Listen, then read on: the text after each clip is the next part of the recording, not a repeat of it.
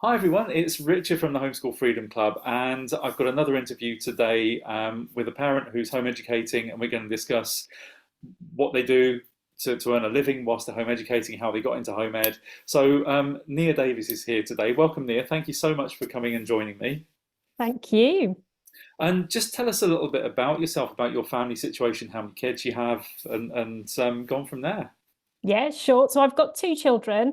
My youngest is 10 and he has lots of health challenges, but the main one being that he has drug-resistant epilepsy, which makes life very, very unpredictable.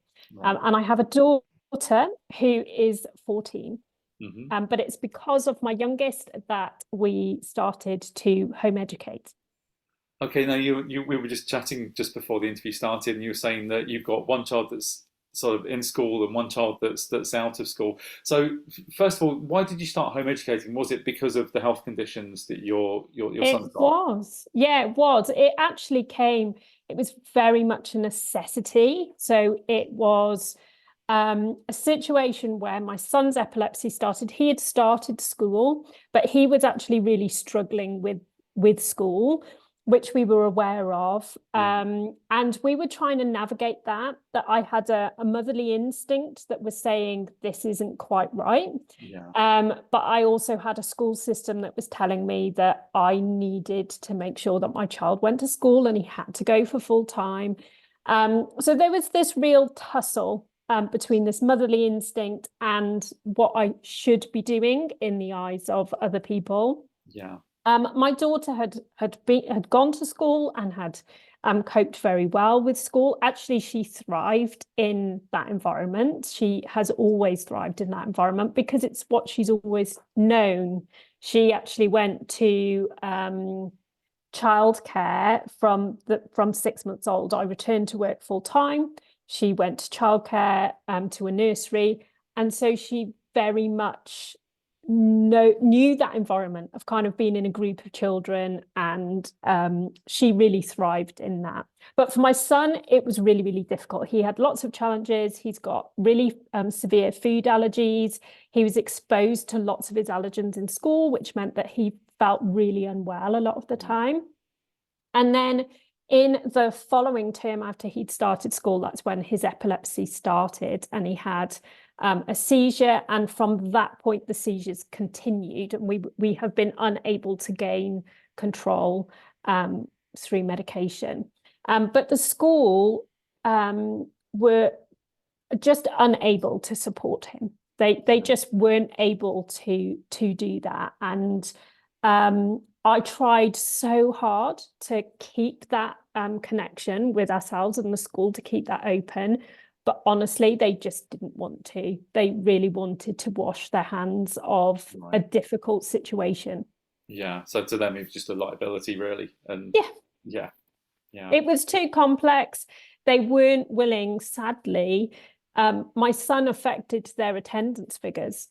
That's what it came down to in the God, right. end, Yeah, was that his illness and his inability to attend to school every day affected their attendance figures. And that's what it came down to in the end. And it was um, incredibly sad, but eye-opening as well yeah. as to actually what school is about. And it sadly isn't about the individual children that are there.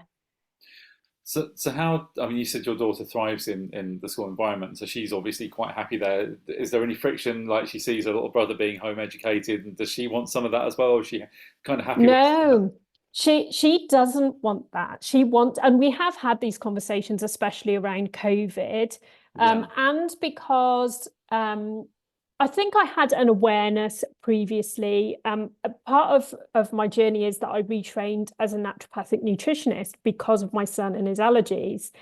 So I have had a growing awareness of natural well-being and natural wellness, and maybe that there are also some problems within the medical system as well as our education yeah, system in the way that we actually look after people and actually seeing people as individuals yeah, and tailoring what we do to kind of support people. So my daughter being in school does sometimes cause some concerns from me in terms of maybe what she's being taught or what she's being exposed to, Yeah. and trying to advocate for her in that school environment and actually to protect her, but also to honour what she wants to do as an individual, which is to attend school. And she thrives in that environment. She thrives in the friendships that she has and the connection. I can't provide the same thing for her in the same way maybe that other home educated families can, for a number of reasons. One is we're quite rural, so we don't have a lot of home educating groups around us, but also because of my son's health challenges, it's really difficult for us to get out and attend those.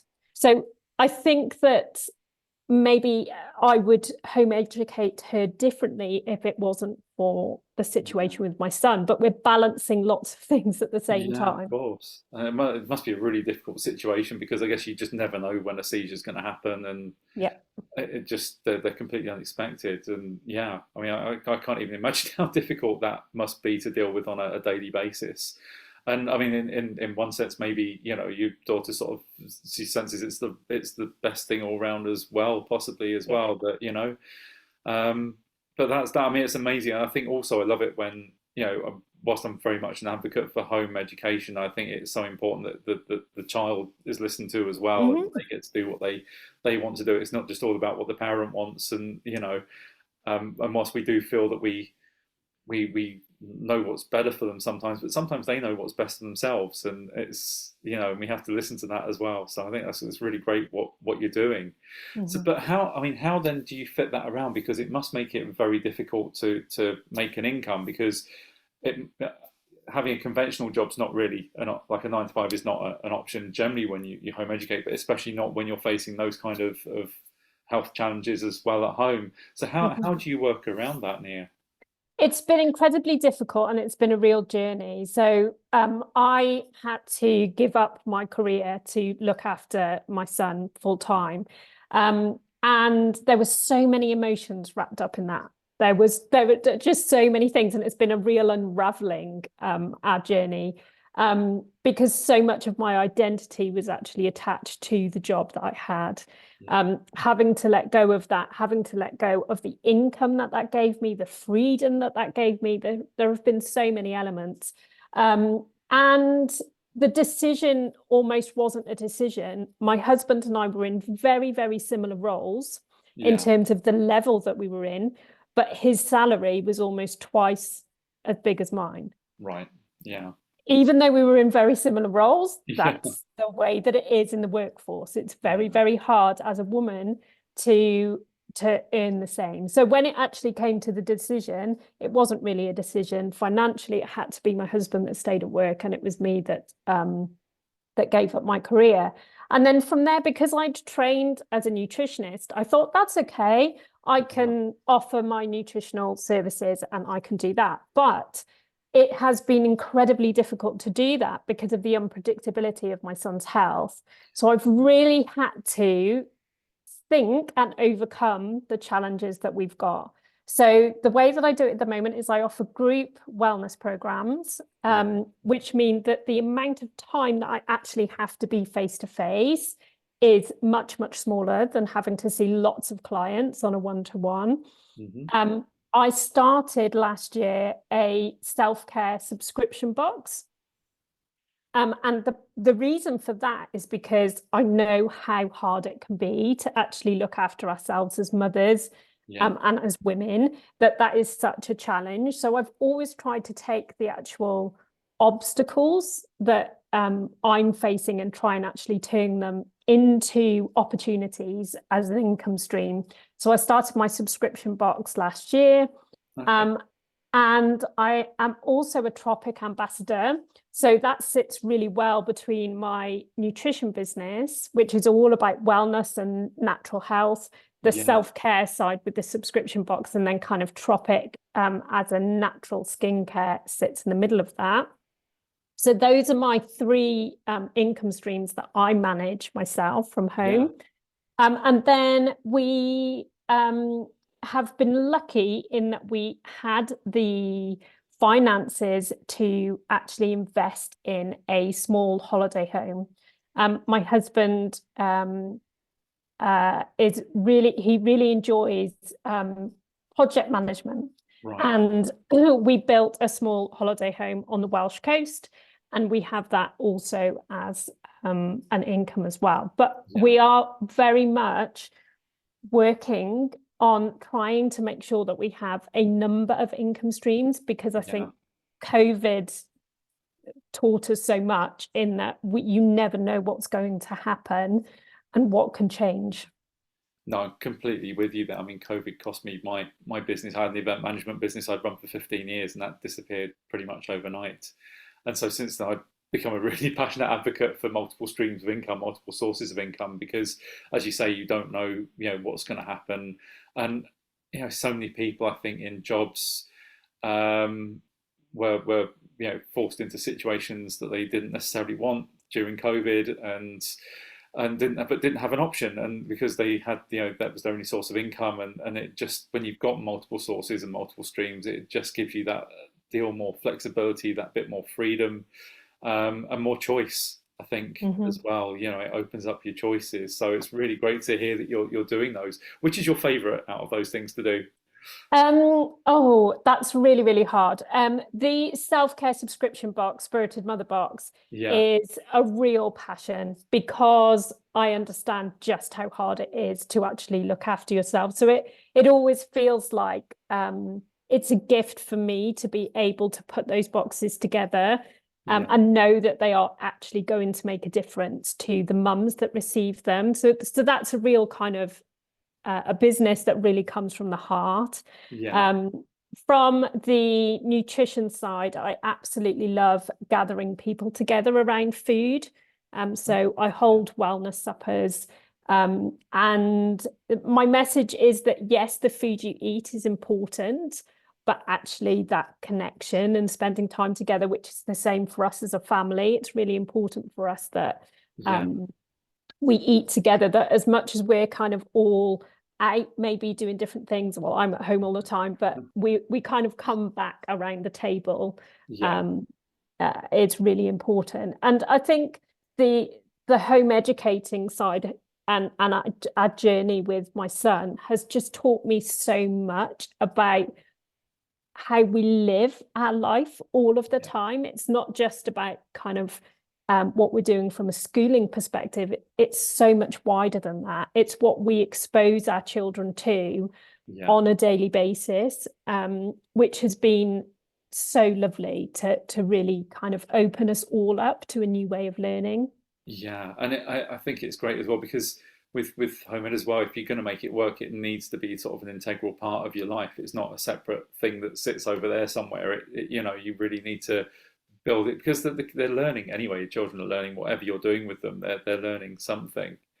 But do you notice a difference between your relationship with your son and with your daughter, with her being at school and with him being at home more? Yes. Yeah, there is a difference in the relationship. I mean, they are different anyway, because my daughter is a teenager, but Yeah, there are differences because she is being influenced by outside things much more yeah, than what my son is being influenced by.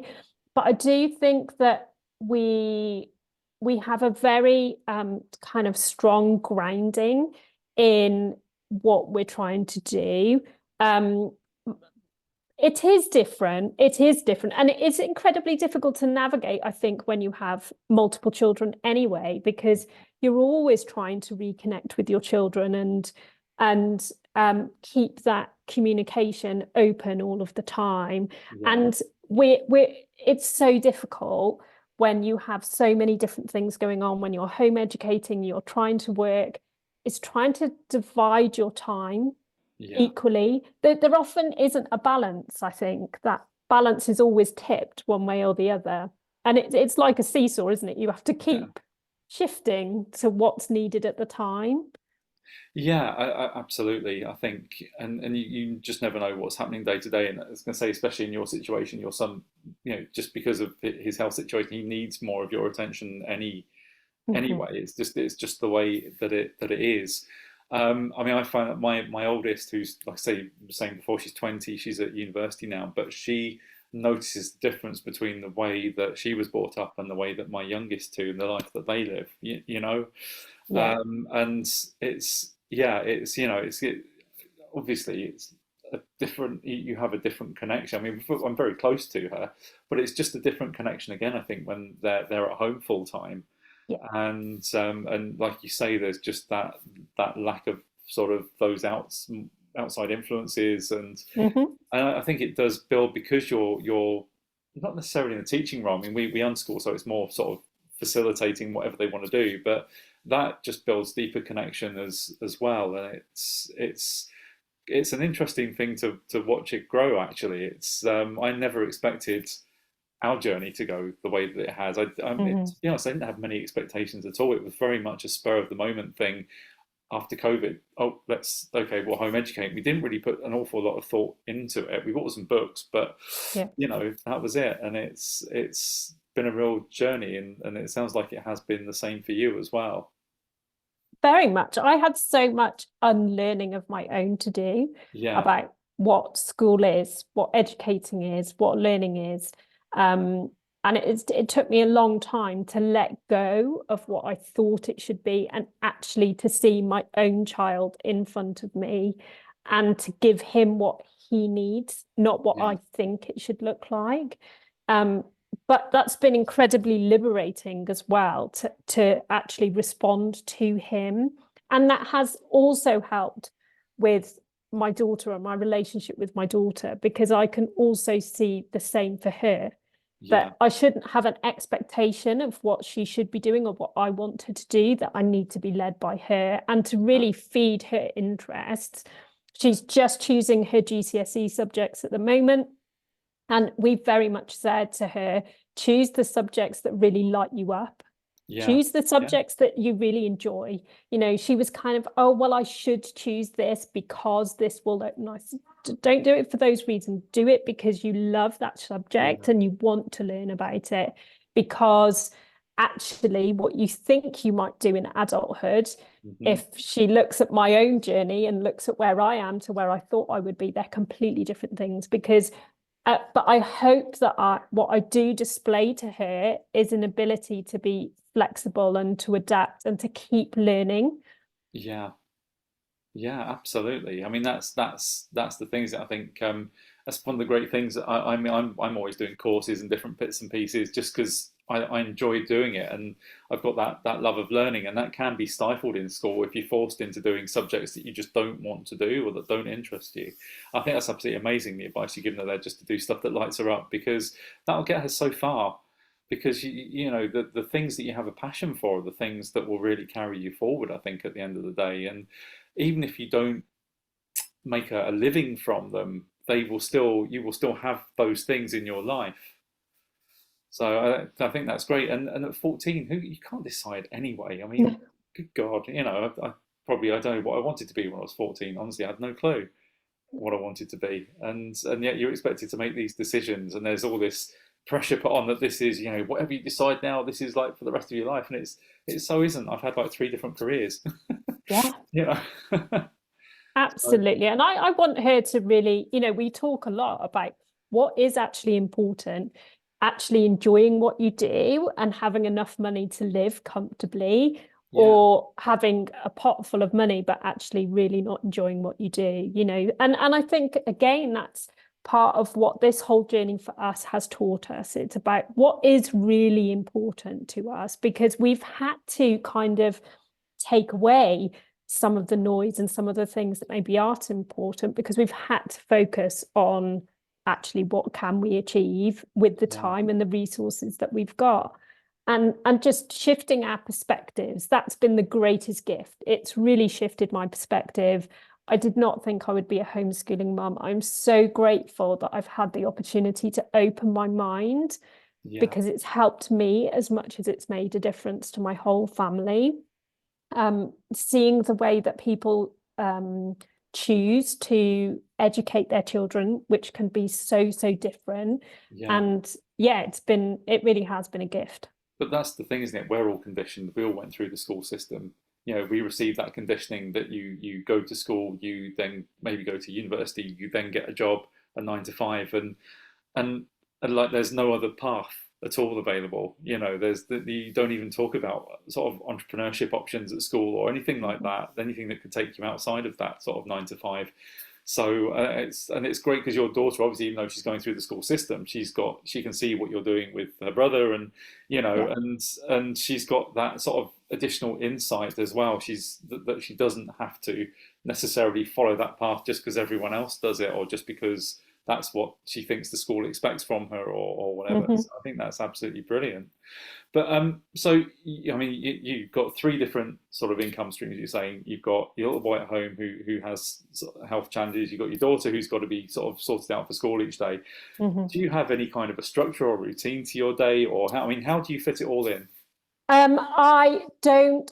What I had to do was I had to let go of kind of this is when I'm going to work in these times. I had to become super flexible. So I Yeah, have to see the windows of opportunity where I can jump in and do things. yeah, I had to let go of it being perfect. I had to uh-huh. let go of that. So doing this interview, I said to you, my son will be here in the house. My Yeah, mother-in-law is here, yeah, but he may interrupt us. yeah, Um, and I've had to, rather than feeling like I can't do things, I've had to say, okay, these are challenges and these are obstacles, but how can I let go of the perfection side of things and just yeah, kind of do it? So I very much about flexibility. It's kind of weaving it through my day, but I do also need to be careful. I do need to have an awareness that sometimes weaving it through can kind of mean that you're never really focusing on one thing. I can be yeah, juggling more than one thing at one time, which in itself can be difficult. Um, and then I try and take the opportunity. So when my husband is at home in the evening or during the weekend, to do the things that maybe are face to face, like the wellness suppers. yeah, So I know that my husband is here and that the kids are okay, and that gives me the freedom to go out. But I'm really trying to structure all of the things that I do, which give me the freedom to do them at any time. That yes, I'm really, kind of, I have to do it then, or I have to do it then. It's kind of as and when I can. yeah, My son can get poorly quite quickly, and sometimes he needs hospital care. So sometimes I have to kind of drop everything and go. yeah, of course, We were in Alderhay 2 weeks ago for 5 days, but while I was there and he was fine and he was settled, yeah, now we have the freedom, we've got the access to everything that we need on our yeah, mobile phones. You can continue to work if you choose to, but it's yeah, about really um, not seeing everything that you're facing as an obstacle and finding a way around that works for you and your family, and knowing that sometimes I've tried some things and they've not worked, and that's okay. It's yeah. okay if some things don't work out. No, of Just course. keep trying until you find the thing that works for you. That's really great advice. And do you have any, I mean, like maybe a set list of things that each day, like a minimum sort of that you try and get done, and you sort of think, okay, if I've done that, I'm good. If I get more done, fantastic. I mean, do you work like that, or is it very much just So there are two things that I follow. One is that I don't put anything more than three things on my to-do list to do in a uh-huh, day, because I and this goes for anything at all, kind of just being yeah, a mum and managing things. Because if I believe if you put too much on your to-do list and you don't get to it, then it just becomes that you feel like you failed, and you haven't failed yeah, at all. So being very realistic about how much that I put on my to-do list. But I do use a weekly planner that I will write down in there the things that I want to do, but I allow those things to move through that week. So I yeah, might put that I want to achieve A, B, C, but it's yeah, okay if I don't get that done yeah, on Monday and that moves through till Thursday. So I have had to I've had to grow self-kindness yeah, in order to be able to do it without this constant internal dialogue of you failed, you can't do this, yeah, um, because that's what stops us, those limiting um, voices is what I believe stops us from actually achieving. So I've had to let go of lots of expectations and always just try my best. And any step forward, however small that is progress. That's amazing. And I think that's some really fantastic advice there, especially the self-kindness thing, because it's just very, very easy to beat yourself up and, oh, I haven't done this and I haven't done that. And it's better just to reframe it and say, okay, but I did do this and I did do this and I did these, and and the kids are well and everybody's eating today, and it's so the day's been a success. Yeah, Absolutely. I think we can lose sight when we are making progress because it might not feel like it. yeah, Comparing ourselves to other people, I'm guilty of doing that, but growing that awareness of actually everybody's individual situation is incredibly different, and we yeah, can't compare ourselves to somebody who is maybe working full time without home educating children and without challenges. yeah, If we're looking at their business life and seeing what they're doing and comparing, it's not a fair comparison. yeah. We Right. have to be kind to ourselves, and actually connecting with other people that are juggling similar things has also been really helpful for me. This has been something that's sort of run through a few of the interviews I've done. Is that community, Yeah. basically, have a supportive community around you, because it's really helpful. And you've got people to call on in an emergency. Then you've got, or even just like you were saying, then just other people that are in a similar situation that you can chat to and just say, oh God, I'm having a tough day today, and they get where you're at. They Yeah. understand what's going on. So yeah, that's fantastic. Well, I'm going to leave it there, I think, Nia. That's just a Oh, really lovely thank place you. to end it. So I just want to say a huge thanks for coming along and chatting to me today. I really, really appreciate it. You're so welcome. Thank you.